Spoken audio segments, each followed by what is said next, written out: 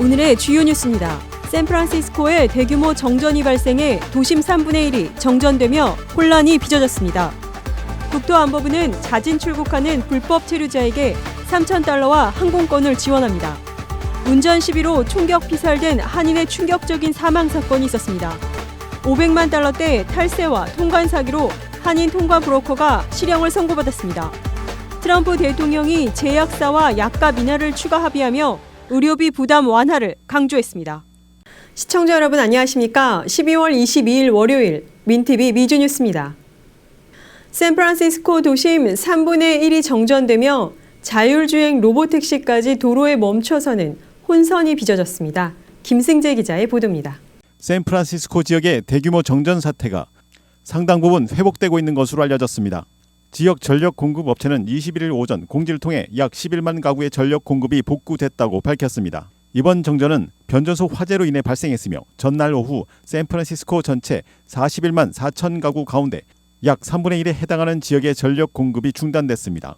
정전은 도시 북부 지역을 중심으로 발생해 이른 오후 리치먼드와 프레시디오, 골든게이트 공원 인근까지 시작된 뒤 점차 확산됐습니다. 전력 공급이 끊기면서 전자결제 시스템도 마비돼 식당과 상점들이 잇따라 문을 닫았고 일부 식당은 촛불을 켠 채 영업을 이어갔습니다. 가로등과 교통신호등도 작동을 멈춰 곳곳에서 교통혼잡과 정체가 발생했으며 시민들은 휴대전화, 손전등을 켜고 길을 건너는 모습도 목격됐습니다. 특히 완전 자율주행 택시 서비스를 운영하는 구글의 웨이모는 운행을 전면 중단했습니다. 정전으로 교통신호체계 등 인프라가 정상적으로 작동하지 않아 웨이모 차량들이 신호인식 문제로 도로 위에서 멈추거나 교차로에서 움직이지 못하는 사례가 잇따랐다는 것이 목격자들의 전언입니다. 한편 테슬라 최고 경영자 일론 머스크는 X를 통해 테슬라의 로봇택시는 이번 정전에 영향을 받지 않았다고 주장했습니다. 다만 테슬라 로봇택시는 완전 무인 운행 허가를 받지 않은 상태로 안전요원이 탑승하는 감독형 자율주행 방식으로 운행되고 있습니다. 민TV 뉴스 김승재입니다. 국토안보부가 연말까지 자진 출국하는 불법 체류자에게 $3,000와 항공권을 제공하는 유인책을 내놨습니다. 국토안보부가 2025년 12월 31일까지 자발적으로 미국을 떠나는 불법 체류 외국인에게 지급하는 출국 지원금을 기존 $1,000에서 $3,000로 인상한다고 22일 밝혔습니다. 지원금과 무료 항공권을 제공해 불법 체류자의 자진 출국을 유도하려는 조치입니다. 지원 대상자는 스마트폰용 CBP 홈 앱을 통해 출국 의사를 등록해야 합니다. 신청이 승인되면 본국까지 항공권이 무료로 제공되며 출국이 확인된 이후 $3,000가 지급됩니다.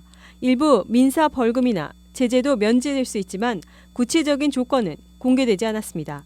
국토안보부 크리스티 노엄 장관은 불법 체류 외국인들은 이 기회를 활용해 자진 출국해야 한다며 자발적으로 떠나지 않을 경우 추후 체포 및 강제 추방 조치가 뒤따를 것이라고 경고했습니다. CBP 홈 앱은 이전 행정부 시절 망명 신청 등 합법적 절차에 사용되던 플랫폼을 개편한 것입니다. 국토안보부는 불법 체류자 1명을 추방하는 데 드는 비용이 약 $17,000에 달한다며 자진 출국 지원이 비용을 절감하는 방안이라고 밝혔습니다. 참여자는 출국 준비 동안 ICE의 체포 및 구금 우선 대상에서 제외되지만 보호 기간과 적용 기준은 구체적으로 공개되지 않았습니다. 트럼프 대통령은 취임 후 대규모 불법 이민자 추방을 주요 정책으로 추진해왔습니다. 국토안보부에 따르면 올해 1월부터 현재까지 약 62만 명의 불법 체류 외국인이 추방됐다고 밝혔습니다. 또한 190만여 명은 자진 출국한 것으로 추정됩니다. 라이트 러닝 이민연구센터는 미국 인구조사국의 인구조사 자료를 바탕으로 올해 상반기 외국 태생 인구가 220만 명 감소한 것으로 추산했습니다. 이는 수십 년 만에 한 해 동안 가장 큰 감소폭입니다. 트럼프 행정부는 내년에도 신규 단속 요원 채용과 구금시설 확대 등 이민 단속 강화 계획을 추진할 예정입니다. 워싱턴주에서 운전 시비가 총격으로 번지며 40대 한인 가장이 숨지는 비극적인 사건이 발생했습니다. 보도에 김승재 기자입니다. 연말을 앞두고 도로 위에서 벌어진 순간적인 운전 시비가 40대 한인 가정의 총격 사망이라는 비극으로 이어졌습니다. 워싱턴주 레이시 경찰국과 서스턴 카운티 검시국에 따르면 지난 19일 밤 레이시 지역 한 로컬 도로에서 발생한 로드레이지 총격 사건으로 48세 한인 에디 박 씨가 숨졌다고 지역 언론 더 올림피언이 보도했습니다. 경찰 조사 결과 박 씨는 차량을 운전해 이동하던 중 다른 차량의 운전자였던 24세 남성으로부터 총격을 받아 사망한 것으로 확인됐습니다. 사건 당시 박 씨의 차량에는 고등학생 아들과 중학생 딸이 함께 타고 있었던 것으로 전해졌습니다. 경찰은 이번 사건이 로드레이지로 인해 발생했다고 밝히며 가해자와 피해자는 서로 일면식이 없는 사이였다고 설명했습니다. 또한 장시간 이어진 갈등은 아니었다며 비교적 짧은 시간 안에 상황이 급격히 악화돼 총격으로 이어졌다고 덧붙였습니다. 윈티비 뉴스 김승재입니다. 500만 달러대 탈세와 통관 사기에 연루된 한인 통관 브로커가 실형을 선고받는 등 연방 당국의 강력한 법 집행이 이어지고 있습니다. 연방 당국이 대규모 탈세와 통관 사기에 대해 잇따라 중형을 선고하며 강력한 법 집행 기조를 분명히 하고 있습니다.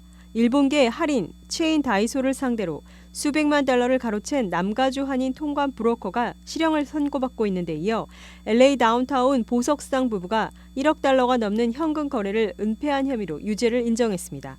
연방 검찰에 따르면 남가주에서 활동해온 통관 브로커 프랭크 승 노아 씨는 다이소를 포함한 다수 고객사로부터 500만 달러 이상을 편취하고 연방 세금 100만 달러 이상을 탈루한 혐의로 유죄를 인정했습니다. 이에 따라 노아 씨는 연방교도소 51개월형과 함께 약 757만 달러의 배상 및 추징 명령을 선고받았습니다. 노아 씨는 세리토스에 본사를 둔 코미스 인터내셔널을 운영하며 2007년부터 2019년까지 약 12년간 다이소의 통관 업무를 대행했습니다. 검찰은 그가 다이소에 허위 관세 양식과 송장을 제출해 관세 환급이 이루어진 것처럼 꾸미고 실제로는 연방세관 국경보호국에 제출되지 않은 가짜 서류를 사용했다고 밝혔습니다.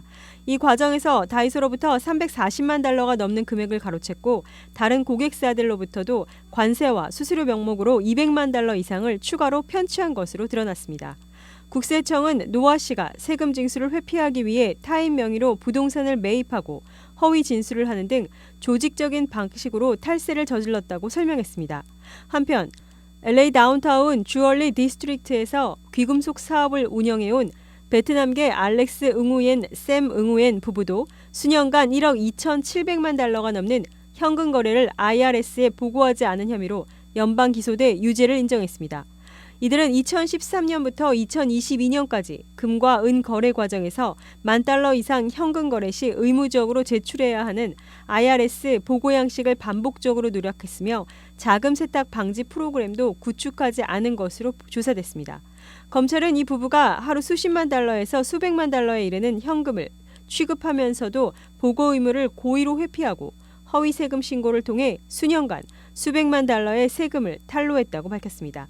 이들에 대한 선고는 내년 6월로 예정돼 있으며 알렉스 응우예는 최대 8년, 샘 응우예는 최대 5년의 실형에 처해질 수 있습니다.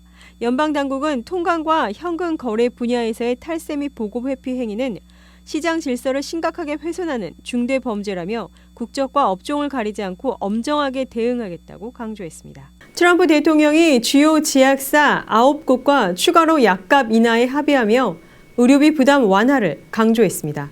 김승재 기자가 전합니다. 트럼프 대통령이 지난 19일 세계적인 대형 제약사의 의약품 가격을 추가로 인하하기로 했다고 밝혔습니다. 미국인들에게 보다 저렴한 의약품을 제공하겠다는 약속에 따라 트럼프 행정부는 세계적인 대형 제약회사 17곳 중 14곳과의 계약을 마친 것입니다. 이번 계약으로 9개의 제약업체가 향후 $1,500에 달하는 미국 내 투자 및 연구, 개발을 추진해 나간다고 백악관은 전했습니다. 이번에 포함된 제약사들에는 베링거 인겐하임, 글리드, GSK, 머크 등 유명 제약사가 포함된 것으로 알려졌습니다. 윈티비 뉴스 김승재입니다. 한국계 존노 후보자가 미 국방부 인도태평양 차관보로 상원 인준을 통과하며 공식 취임을 앞두고 있습니다. 청문회에서 중국을 인도태평양 지역의 최대 안보 위협으로 지목하며 한국을 포함한 동맹국들의 역할 강화를 강조해온 존노 미국 국방부 인도태평양 안보 담당 차관보 후보자의 인준안이 미 연방 상원을 통과했습니다. 미 상원은 지난 18일 본 회의에서 노 후보자에 대한 인준안을 표결에 붙여 찬성 53표, 반대 43표로 가결했습니다. 이에 따라 노 후보자는 조만간 국방부 인도태평양 담당 차관보로 공식 취임할 예정입니다. 현재 국방부 동아시아 담당 부차관보를 맡고 있는 노 후보자는 지난 6월 도널드 트럼프 대통령에 의해 차관보 후보자로 지명됐습니다. 인도태평양 담당 차관보는 한국과 북한을 비롯해 중국, 대만, 일본, 호주, 뉴질랜드, 인도 등을 관할하며 해당 지역의 안보 정책과 전략 수립을 총괄하는 핵심 보직입니다. 스탠퍼드대 로스쿨 출신인 노 후보자는 변호사와 연방 검사로 근무했으며 미 육군 장교로 아프가니스탄에 파병돼 보병부대를 지휘한 경력을 갖고 있습니다. 국방부 합류 이전에는 미 하원 중국 특별위원회에서도 근무했습니다. 노 후보자는 지난 10월 7일 상원 군사위원회 인준 청문회에서 인도 태평양 지역 안보의 최대 위협으로 중국을 지목하고 이를 억제하기 위한 한국과 일본 등 동맹국의 역할이 중요하다고 강조했습니다. 그는 특히 한국의 국방비 증액 필요성을 언급하며 한미 동맹의 기본 축은 대북 재래식 억제이지만 한국의 상당한 군사 역량은 중국 억제에도 기여할 수 있다고 밝혔습니다. 이어 한국군의 장거리 화력, 통합 방공, 미사일 방어, 우주전, 전자전 능력은 중국과 북한이라는 두 위협에 맞서 지역 억제를 강화하는 데 의미 있는 역할을 할 수 있다고 말했습니다.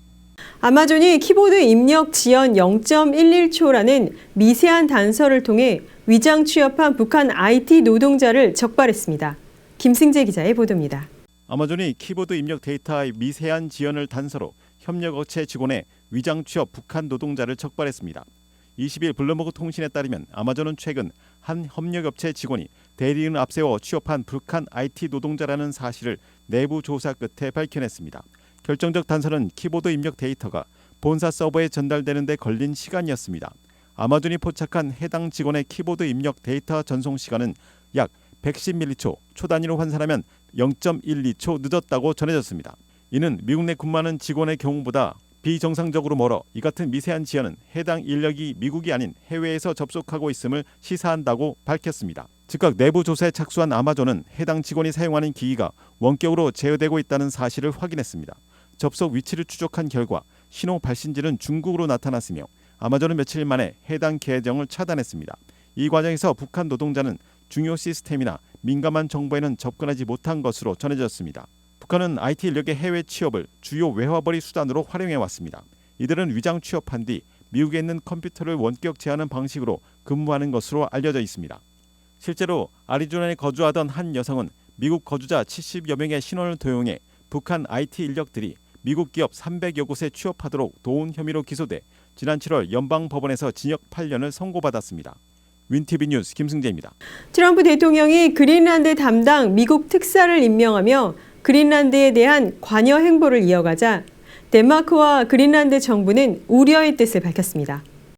덴마크 자치령인 그린란드에 대한 영유 의지를 드러내온 도널드 트럼프 대통령이 이번에는 그린란드 담당 특사를 임명했습니다.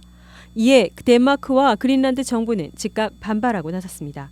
트럼프 대통령은 21일 소셜미디어 트루스 소셜을 통해 제프 랜들이 루이지애나 주지사를 그린란드 주재, 미국 특사로 임명하게 돼 기쁘다며 그는 그린란드가 미국의 국가안보에 얼마나 중요한지 잘 이해하고 있으며 동맹국은 물론 전 세계의 안전과 안보, 생존을 위해 미국의 이익을 강력히 증진할 것이라고 밝혔습니다. 랜드리 주지사 역시 X를 통해 그린란드를 미국의 일부로 만드는 데 기여할 수 있어 영광이라고 화답했습니다. 다만 그가 구체적으로 어떤 역할을 수행할지는 아직 명확히 공개되지 않았습니다. 이에 대해 덴마크와 그린란드는 강한 불쾌감을 표명했습니다. 메테 프레데릭션 덴마크 총리와 옌스 프레데릭 닐센 그린란드 총리는 22일 공동성명을 내고 국경과 국가 주권은 국제법에 근거한 근본적인 원칙이라며 국제안보를 이유로 다른 나라를 병합할 수는 없다고 밝혔습니다. 트럼프 대통령은 재집권 이후 그린란드를 미국 영토로 편입하겠다는 구상을 노골적으로 드러내고 있습니다. 그는 지난 1월 20일 취임 첫날부터 미국이 그린란드를 통제해야 한다고 주장해왔습니다. JD 벤스 부통령 역시 지난 3월 그린란드를 방문해 덴마크의 안보 우산 아래에 있는 것보다 미국의 안보 우산 아래에 있는 편이 더 낫다고 발언하며 압박 수위를 높였습니다. 파워볼 1등 당첨자가 또 나오지 않으면서 당첨금이 16억 달러로 불어나 미 복권 역사상 5번째 규모를 기록했습니다. 김승재 기자가 전합니다. 미국 파워볼 복권의 잭팟이 또다시 1등 당첨자를 배출하지 못하며 상금이 16억 달러로 치솟았습니다. 이는 미 복권 역사상 5번째로 큰 규모이며 현금 일시불로 받을 경우 약 7억 3,530만 달러에 달합니다. 다음 추첨에서 1등 당첨자가 나오면 일시불로 수령할 경우 약 7억 3,530만 달러를 받게 됩니다. 연금식 옵션을 선택하면 16억 달러를 나눠 받으며 연금은 첫 지급 이후 매년 5%씩 증가하는 29회 분할 지급 방식입니다. 미국 역대 최대 복권 기록은 2022년 11월 캘리포니아에서 판매된 20억 4천만 달러이며 2016년에는 15억 8,600만 달러가 3명의 당첨자에게 돌아가는 것으로 전해졌습니다. 윈티비 뉴스 김승재입니다. 뉴스를 마칩니다. 시청해주신 여러분 고맙습니다. AT&T 유버스 채널 26, DC 네트워크 채널 61에서도 함께하세요. 더 선명하게, 더 가까이 윈티비 시카고. 윈티비 시카고 24-1